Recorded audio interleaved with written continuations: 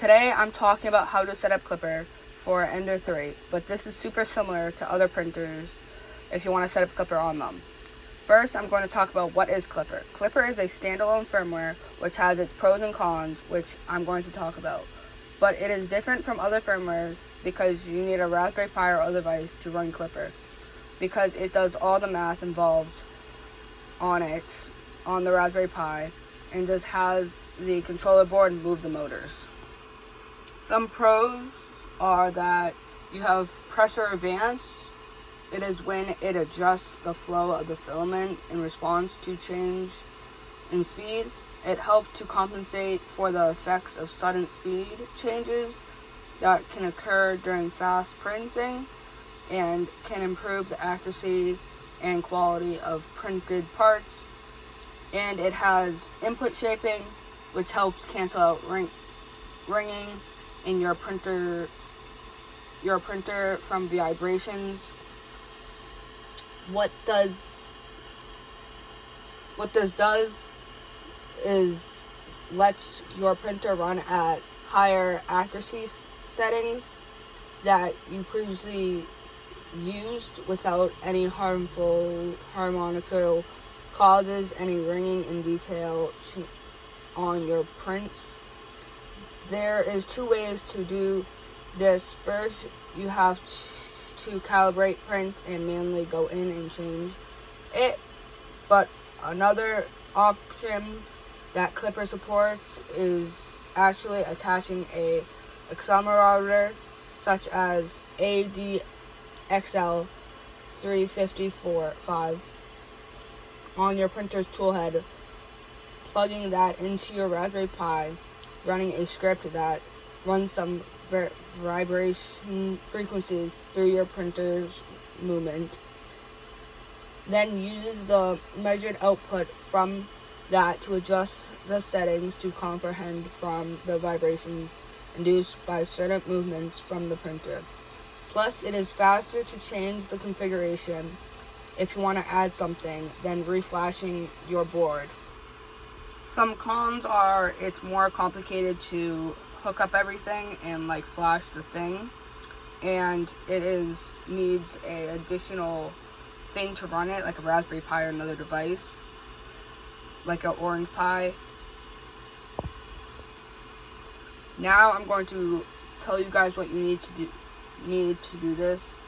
You're going to need 2 micro SD cards, one to flash the bin file onto your printer and another for the Raspberry Pi. You're going to need a computer to make the bin file and a Raspberry Pi to actually be able to run Klipper on it. And then maybe some other things. Now you guys have to download the Raspberry Pi imager, and the imager has it so then it can flash the Raspberry Pi with the thing you need. Now what I have is the Raspberry Pi 4, and this is what I'm going to set it up on. And what you got to do is you got to go down to the firmware, and you got to click other specific purposes iOS. Then you got to 3D printing. Then you're going to have all these things, but the one I use is Mainsail OS. And then they have the one for my 3D printer, so then I click on it, then I choose storage, and the storage device is an SD card.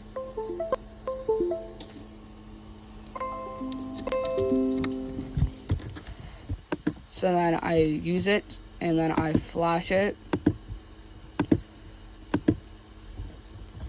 And if you want to go change the settings,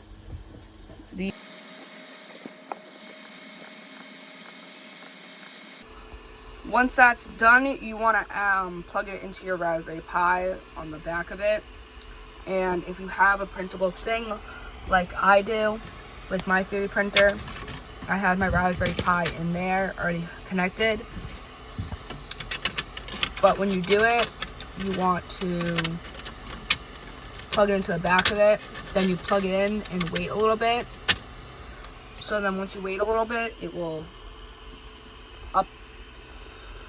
boot up the thing and have it so then you're able to use it. But once you get that done, you can then go to you figure out what the IP address is by going to PuTTY. You use PuTTY or a different thing to SSH into it. Okay, this is PuTTY. PuTTY is just the thing to SSH into it. And it's going to ask me to do something, and I'm going to put down the GitHub to be able to use this application. But I already have it installed, so I'm just going to run it. And for you guys, you want to press 1, and then it's going to ask for the password, and I'm going to type in the password. Then you want to install Klipper, Moonraker, whatever web interface you want. Mainsail is the one I use, and all this other things, but mostly it's already installed onto it. So if you wanted to do it not the way I did it and just use it off like the Linux version. But then you want to go to For Advanced, and you want to go to Build and Flash, and you press 4. So then you want to click, so then you get this. So then when you do it, you want to change it to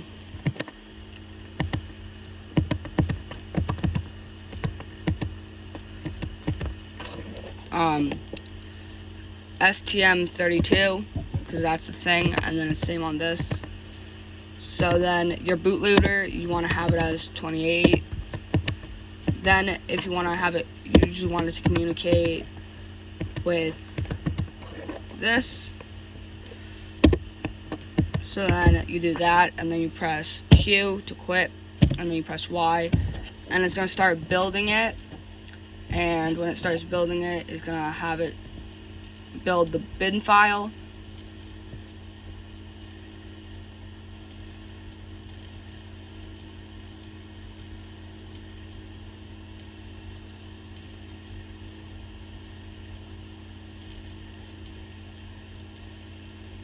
Okay, now it's going to ask you how you want to flash it.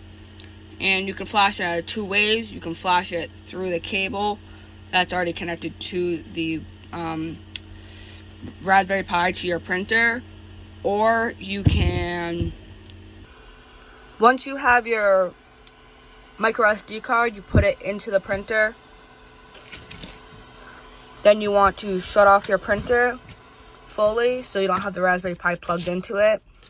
Then you want to turn on your printer, and you want to wait a little bit for it to flash it. And then you gotta wait a little bit for like 2 to 3 minutes. Once it's all done flashing, you gotta plug your Raspberry Pi back into your printer, and it's going to take a little bit to actually get it done.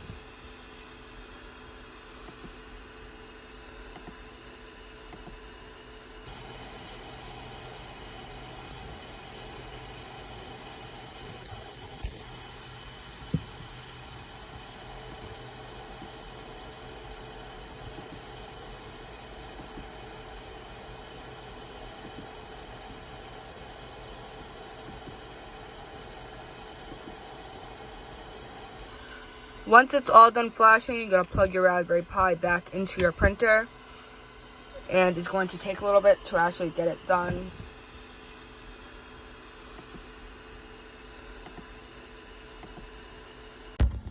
Once you have your printer plugged in, you're gonna have to find the IP address using PuTTY. And once you do that, you type in the IP address, and Mainsail will pop up, or whatever web interface you used. But once you do that, you want to go down to Machine, and some of these won't be here. So then you're going to find a Klipper printer CFG, or you could use mine that I'm going to put in the description. But you can use it, and it will, now you have your printer hooked up on Klipper, but then you have to adjust it and all that to the standards you want it. But this is the end of the video. Thanks for watching, and subscribe if you want.